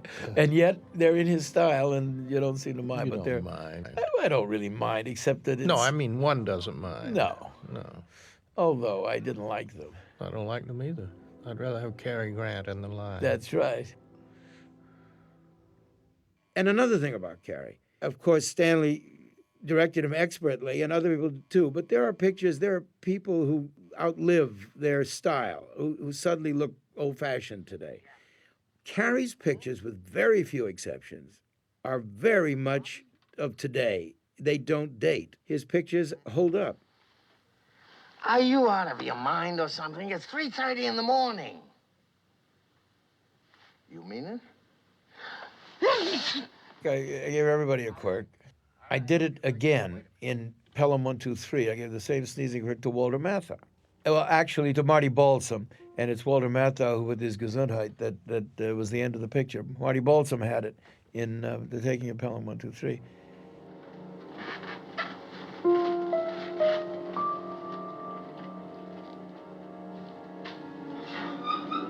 Now, we're going to tell the story in a minute. Here comes a shot. Yeah, this is what... And coming then, up. Then Now, there's a this funny shot story. coming up. Caused what the British call a controversy. The studio didn't like the idea that you saw 3 dead bodies in the film. Yes, and you see And actually you see- 4, counting the opening shot of the picture. Yeah. And that one they couldn't take out, but they wanted to take out the shot of the 3 bodies, and I was beside myself. I said the picture won't have any sting to it. It'll all be too bland. So they said, well, would you do us a favor of previewing it twice? Once, cut them out for one screening and see if there's any difference in the cards. It's too violent. Peter and I had seen the picture by then 8,000 times, and we wandered out into the lobby while the picture was still on, and we noticed the preview cards were lying on the table with a lot of pencils. So we just looked at each other without even discussing it, and each picked up a few cards. Just a few, just like 5 apiece. And filled out, it said, which scenes do you like best? And we wrote on the cards more or less the same thing. Where The you dead see bodies. the dead bodies. The violence, the dead bodies, that's maybe, the best part. Maybe of the 10 or movie. 15 cards we wrote that said that. 10 maximum, I'm sure. And then the next night, they previewed the picture without the bodies. So we again wandered out and said, which scenes did you not like? I said, the scenes where you don't see the dead bodies. There's not enough violence in this Yeah. picture. It's so bland, we said. It's so bland. So that's how they stayed in. And we came in Monday morning, they said, well, you guys were right. These cards are they tell the story. They had no say in it, but they would have put some pressure on.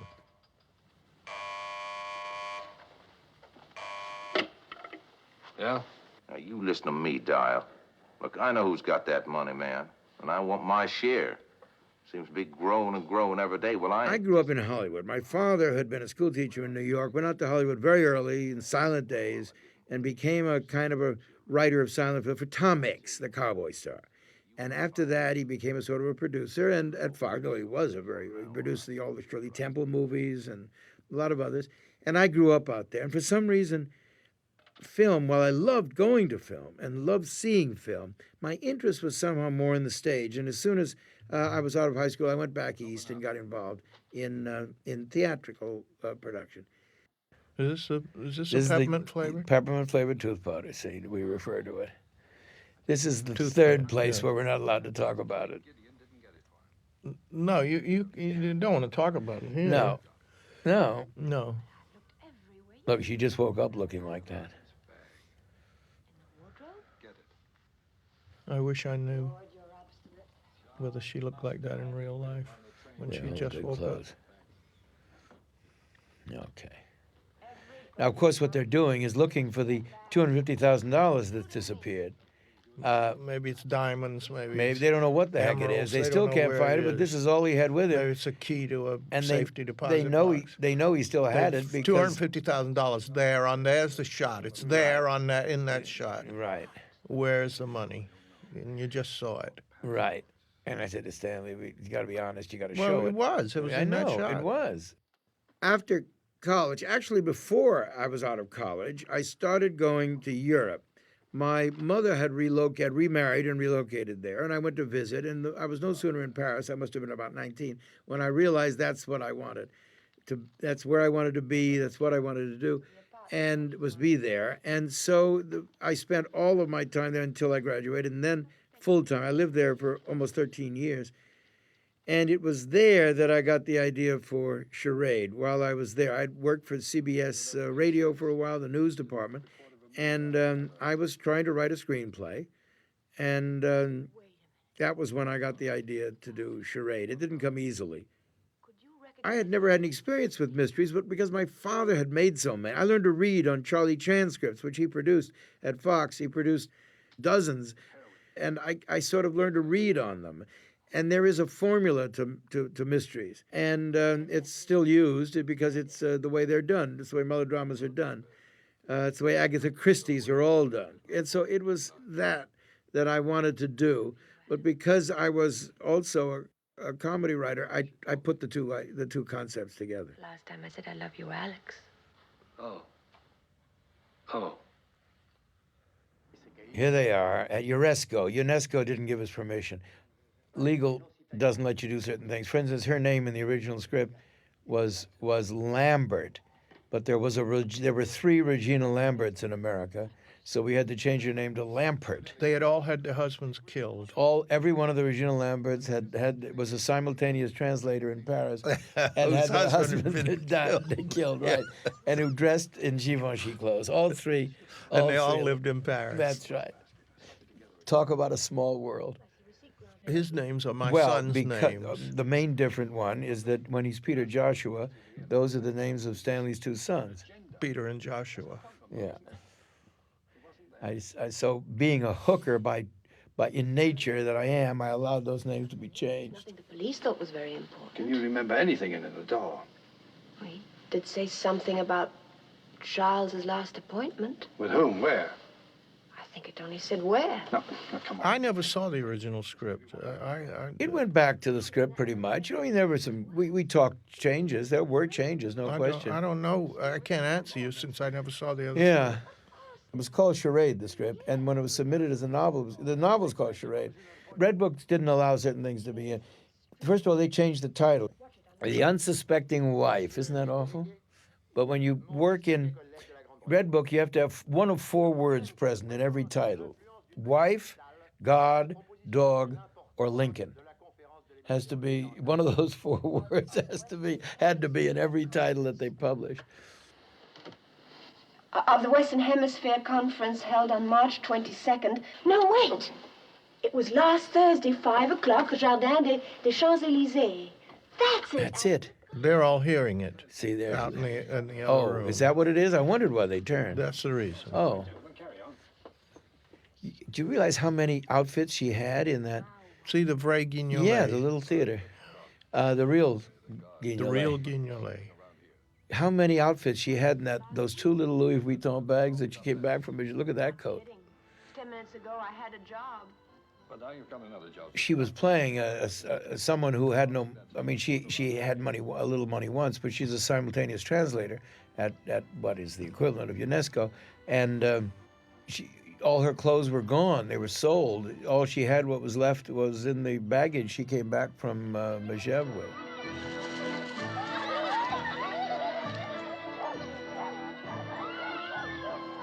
She's the baggage. Good-looking baggage. Look at Le Rond-Point. It's so beautiful. 1962.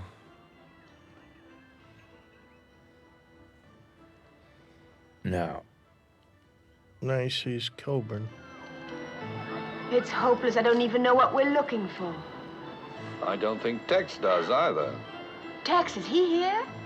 Look.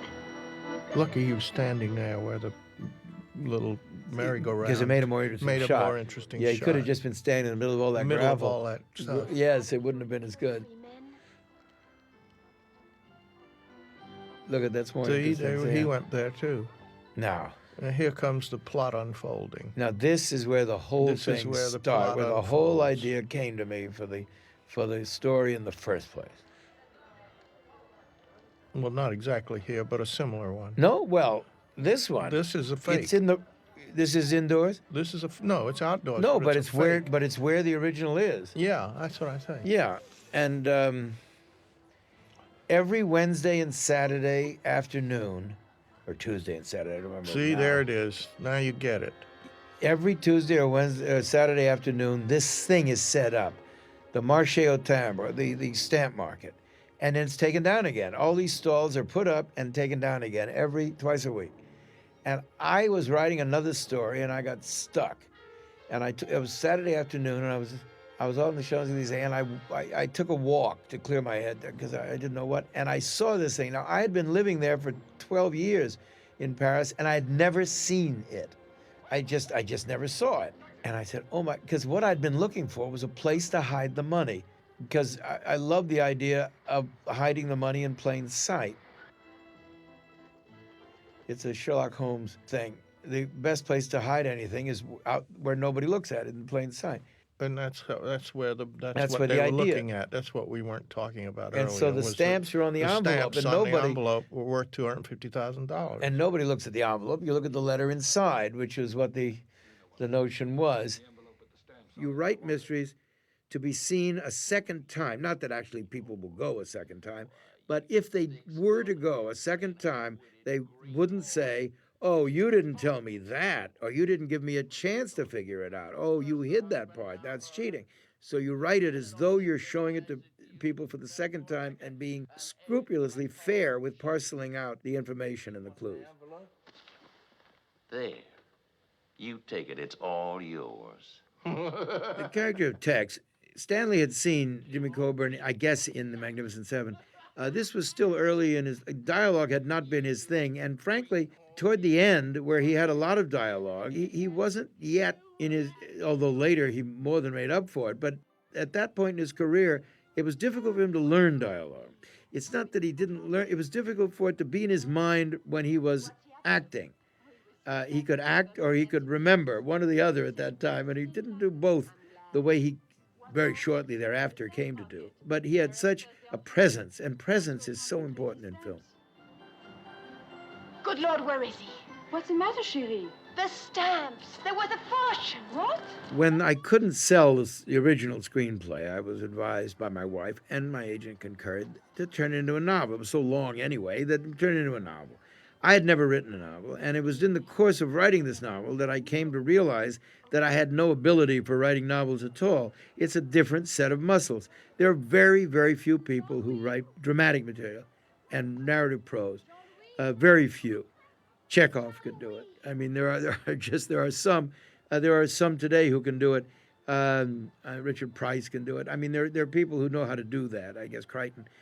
They just call on a different set of muscles. One is descriptive and uses language in a way that dramatic material does not. Dramatic material, everything has to be revealed through behavior. That's all you have to reveal it with. And description plays such a small part in it. It's just a different set of muscles at work, and I don't have them, or I never developed them, or I wasn't interested in them, or something. But I sure discovered it immediately. So it was a rotten novel. Come on. Oh, but he's gone. I don't blame him. Now, this actor, I worked with him, too, in the same television series as Marat. Wonderful actor who was in Le Diabolique and several other good movies. Oh, he was the inspector, in fact, not the inspector, but one of the inspectors in with Carrie and Grace Kelly in, I think, in To Catch a Thief. Anyways, a wonderful That's the actor. picture we ran. Yeah. I know them as one knows his own face, though I had never seen them. This one. There they are, the three stamps. stamps. The Swedish for Skillinga. 1854. What is it worth? What's it worth? Money doesn't. It's the. Oh, They I'm can hear afraid. all that. Oh, sorry. The They're stamps are real. they're slightly altered, but not really. I mean, they are the real stamps. I found the stamps in a stamp book, the 3 most valuable stamps in the world. And Well, together. a description of them. In a Well, no, stamp their book. pictures were actually Yeah, there. pictures of them. Yeah. Value today. 65,000. And the last one? They're privately owned stamps by stamp collectors. One of the, I mean, there's more than one of most, there's 1 or 2 or 3 of each. The 1 cent one is hand drawn. There's only one of those. Yeah. The terrible part is we had to inflate their value. They were not quite worth $250,000. They're probably worth $10 million. Today they're worth $10 million. But in those days, $250,000 was a great deal of money. Today, it's pocket change for a movie. As a matter of fact, her next movie was How to Steal a Million. It's a lovely coat. There's a little hat that went with it. Audrey had people she felt comfortable and secure working with. Clearly, Givenchy and she had a great affinity, a great symbiotic relationship. She was the perfect model for his clothes, and he designed for her. And frankly, I think his designs for her were the model that went out to the rest of the world. And most movie stars have their people, and people whose loyalty is not questioned and whose affinity for them and vice versa was, they were comfortable. Now, this was the other piece of violence which they wanted us to take out. But look, he looks good, even dead, because he's wearing that shirt. Look, his forehead is even all crinkled up. He's Beautiful actually shirt. not dead. He's just not? pretending. There was the clue, dial. That's what it said, on the nap of the carpet. Now, I used to, as a kid, I could draw things on the carpet on the nap if you drew a certain way, and you could erase it by going back the other way. But poor Stanley couldn't find any way that it would register for the camera. Well enough, but it's close. We managed, yeah. It's close. I actually painted it a little bit, or water, something, I don't remember. Tex is dead. Smothered. It was important to have somebody of enormous basic quality. That is to say, someone who had charm and intellect. She had quality written all over her. She could not have played someone from the other side of the tracks, as we like to call it. Mrs. Lampert, you better give that to me again. The reason Walter worked so well, and that was the idea, it wasn't that we got Walter and they said, oh, I know, we'll make it funny. The real way to hide the villain was to make him amusing. Let's see, do you know the Senate Garden at the Palais Royale? The fact that he's sort of a fool, he couldn't be the villain. I mean, so therefore, that was terribly useful. And so every time, and this was Stanley, every time she cut to him, he was doing something. He was doing his exercises, doing knee bends. So as long as he remained a kind of comic foil for her, he was beyond suspicion. Reggie, wait! Why, so you can kill me too? Tex is dead. He wrote die on the carpet. I'm not dire, you know that! But Tex didn't know it. You're a murderer. Reggie, I want those stamps! Palais Royal. This was a great joke. The cab drivers only want to go one place. They always have a sign in the window. They only want to go there when they want to go home. Yeah, because their When they're garage going is off there. duty, they're going the So it's other like an end of off-duty Paris. sign. The subway chase was, the background of it, the underpinning of it was quite subtle because it involved a number of things that were very, very French. And yet people who knew Paris well enough would have known about it, but the general audience wouldn't have changed their perception. This is a real subway This is a real station. subway. It was actually not in use. She ducked into the subway. First of all, she'd been in the subway, he hadn't. So she knew that she had to buy a ticket. He didn't. She ran down, and she also got a first-class ticket. That she knew there was first class on every subway train. Things were added, things that are visual, which the chase is not what you put in a book, I guess that we God did. knows. I don't know. remember whether it was in the original screenplay. I don't think it anything was. that wasn't in the book is my idea. Yes, clearly. that's probably true. I have no idea who I don't thought of remember what. I anymore never who can did what. remember that. I don't even remember whether the subway wasn't in the script and taken out of the book. I doubt it. I think we discussed the subway was a good... I have no idea. Oh, the thing that I liked about Was it My Name's Stanley when we did the movie? Yeah, it was. Oh. I tried to rewrite it, but I couldn't. The thing I liked about this sequence were two things. I liked the pneumatic doors that you just saw closing, and the whole concept. The red car is first class. The subway at that time, for all I know, it's still true, has two classes, and for a little more money, you can get in the red car, and the red car, being first class, there's seats available. And so people pay a little more. It's not about rubbing elbows with the hoi polloi. It's about getting a seat. It was a chase, and a chase is quite different than a confrontation. It's just lead in. There's certain rules that used to be in cinema. I don't think there are anymore. You can't enter in a chase from the same side you left.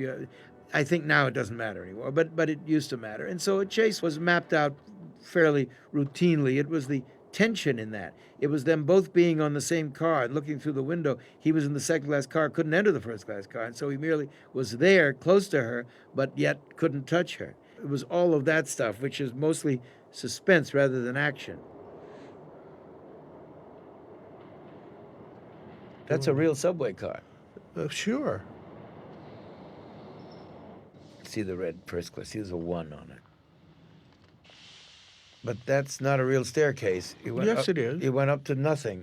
No, that's the real subway station. I know you couldn't it was. get out up there. I know, but you put a fake staircase in the middle of the station for that shot, and there was a ceiling, and you could only shoot him going up so far, and they couldn't shoot him any farther. I remember that. Those are real booths. We put them where we wanted them. Audrey in the publicity was looked upon as just this beauty, this glamorous thing, or this whatever, and didn't really focus on her as a human being. But human beings were not what publicity was involved with then. There was one good thing about that, and that is there remained a kind of distance with stars. They remained glamorous, and you can't remain glamorous if you're going to know whether they bathe or not regularly. And these great stars of the cinema remained glamorous because there was a distance between us and them. And that distance is what created the glamour and the excitement and the mystery. And we don't have that today.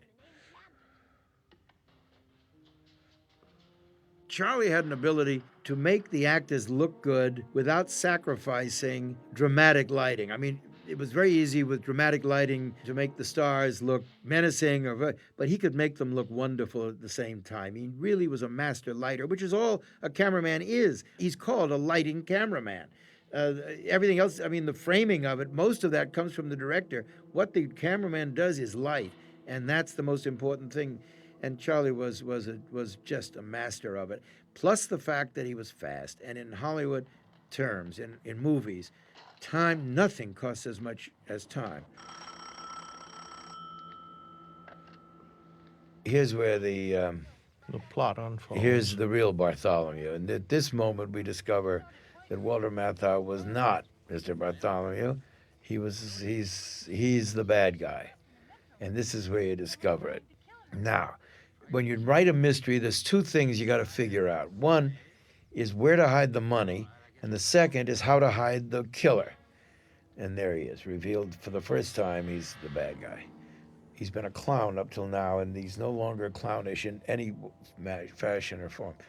Anyway, so you write a mystery from the end. You figure out the solution, and then you can go back and write the movie. But you can't do it hoping to end it, hoping to get lucky and find an ending by accident. And so it started with the stamps and the embassy. The embassy's a perfect place to hide the killer because he's got in an office. He's a CIA man at the embassy. And the other is the money and putting it on the stamps. And once you had those two things, the whole story unfolds toward those two things. Carrie runs nice. She runs nice. This sequence was one of the coldest nights on Earth. And we were all in double anoraks and silk-lined underwear and God knows what all. Even Walter Matthau and Carrie were in silk underwear and all of that because it was so cold. We had little fires going in the tin rubbish bins. And Audrey, I thought she was going to die. You can see her, how cold she is there. She couldn't have any of those clothing. It's the Palais Royal, which is a section just off the Avenue de l'Opéra. There's a theater there, a real theater there. Who was the Minister of Culture when we did this? Man's Fate? Malraux. Malraux was the Minister of Culture, and I wanted to shoot this sequence in the Palais Royal. And they said, you can't do that because Monsieur Malraux's office is just above where you're shooting, and you can't shoot it there. I said, but the whole climax of the movie is based on being in there with all of these columns in this place. And next to the theater. And it's also next to the theater, and it's extremely colorful, and everything works. We've got to be there. I said, we cannot do that to Mr. Malraux. And so I wrote him a letter and said, Dear Monsieur Malraux, we want to make this movie, and they won't allow us because your office. And he said, "Oh, of course, use it." And that's how we got there. And he was very friendly to movies. After all, he had married Jean Seberg. And not yet. Not yet, but he liked movies. Mrs. Lambert, they knew I was still alive, but they left me there. That's why. Are we sure they weren't married yet? No, they weren't married. Some of those columns are added. Yeah, I had 2 extra columns that I moved around. Right. You're running out of time. I've come too far to turn back. I swear I'll kill you. Make up your mind, Mrs. Lambert, now. He missed. Oh. No. If he hit him, it was over then. The movie would have been over. It would have been over. Now watch Walter when he runs. Even then, look, he is silly when he runs. There's not much you of don't him. see it there. You do see it a Here's little. the shot coming up, but you Yeah. only see him from the waist up. There He goes. was funny. Yeah. He was a funny runner. There he goes. Well, now he's stopping. See, now she runs into the real theater, Palais Royal, the The name of the actual theater. door into the Palais Into the Royal. real There's stage the door. shot where you see Yeah. him running, but you don't see his feet.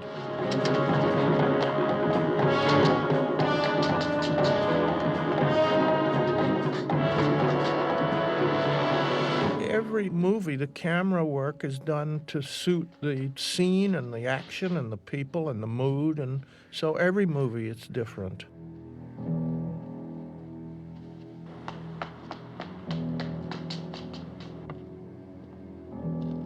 What interior was this? This is a real theater, but Yeah, but not it wasn't the real the Palais theater. Royal, no, no. not the real theater. I don't know it's a real remember. theater. I don't remember. I don't remember Yeah. which theater we used. But All right. Now this was the final idea. Was this in the Red Book store? Was this in the book? Yeah. I didn't have Cary Grant in the book. oh, what a shame. Yeah.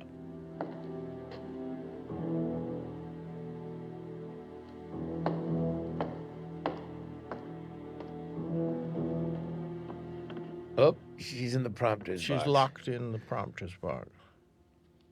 And he's gone. What every theater has, it doesn't quite look like this, but every theater has really is the trap room. Yeah, but nothing like this. Nothing like this. This is a total fake. Total fake, but wonderfully photogenic. But you can't make a floor where every No, square has got a no. trap in it. No, but then you see, But that's the fun of this. that's the fun of what happened. There they are. It's a great idea, fake or no.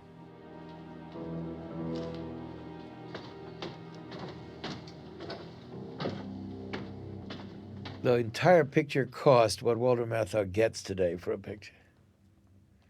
Yeah, or even less. Well, it was big for those days. Yeah. Everything is comparative. Oh, that's what gets him.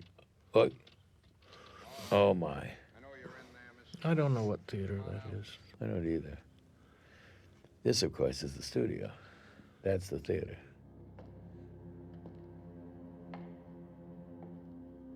The footsteps. You have to identify where he's standing. I know. Pretty hard. Do you hear me? Come on out.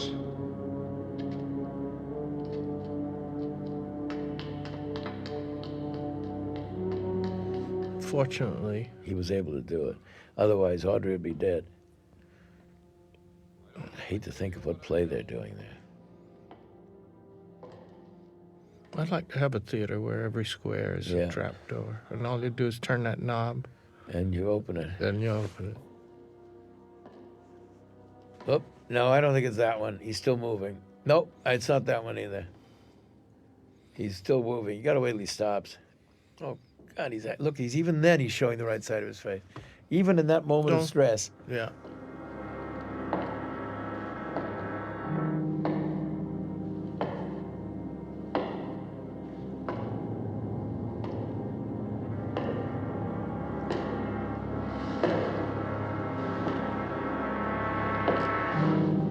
Oh, he stopped. Now, the stopping is good and bad because you can't hear him anymore. So you've got but he stopped, and he's got a Luger. Be good to have water come out of it. At Yeah, the end of the just like the picture. beginning. Yeah. Oh, now this There was it goes. undercranked. Just that. Just only that shot. cut. I know that, to make it look faster. And that wasn't Walter. No. And it wasn't Saul either, I don't No. think. That's Walter. That's Walter. He did the easy part, lying down. Now Here's this is the shot scene where he said Judy, Judy, Judy Right. in here, but I don't have it. At the end of this scene, he stayed and said it. It was mine personally. You don't think there's a negative anywhere? No, I had it. You had the I negative it, too. everything, yeah. They broke it off again. Is that all the gratitude I get for saving your hide? You rub your own digging foot. The truth now, was it my hide or those stamps? Well, what a terrible thing to say. How could you think that? Then Now, here you're about to hear, while I appeared in the movie earlier with Stanley's voice, you're about to see a Marine who has my voice. I did dub the Marine. So my voice and my person are in the movie. They're just not in the same place. That's coming up in 1 second. Oh, I can remember my lines still. Marine, ma'am. And have them to fix up their bookkeeping. Now, as a taxpayer... Who's a taxpayer? There I am. There was somebody. Excuse me, Sergeant. Marine, ma'am. I remember saying that. Who would I see regarding the return of stolen government money? Crookshank, Mr. Crookshank. Treasury Department, ma'am. Room 217, second floor, Mr. Crookshank. 217, thank you, Marine. That's it. That's my whole part. Now, the secretary you're about to see was the wardrobe lady. I had to stop shooting here because I had built the set incorrectly. She goes in there, and you have to see a door behind her with the office back there. Mm-hmm. And we came to shoot that scene, and I saw it, and I said, it's wrong. We have to go shoot something else and rebuild this set. She's the wardrobe woman. Right. Then there. And this is the reason. There he is, because he had to have a way to get in there. A little muggy. Yeah. Of all the mean, rotten, She's furious.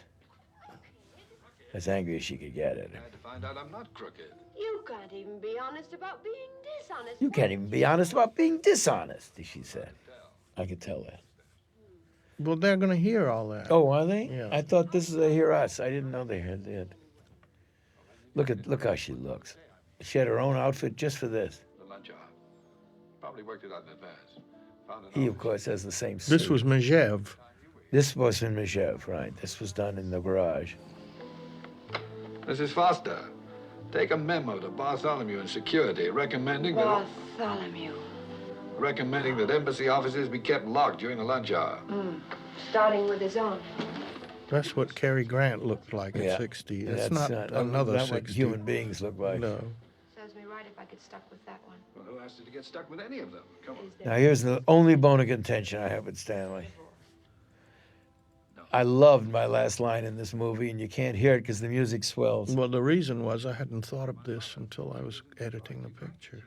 I know, but I can't hear it, and I loved it. Well, you can say it now and get your own back. It's the only way I can do it. As you know, he's had many, many identities and many names, and she always has to keep learning his new name. Marriage license. you Marriage just said. license. Did you say marriage license? Wait a minute. See, I had this idea. I had Here no it ending. is. Now he says, "Oh, Peter." I had no ending without Peter, those shots. Alex, I Adam. needed a visual ending, and I If put we it have on boys, with those names. she said, "If we have boys, we're going to name them all after you." Yeah. Now, that was the line I loved. We never could hear it. Well, now it's on this track. So Well, drove me There. crazy. It was my best closing line.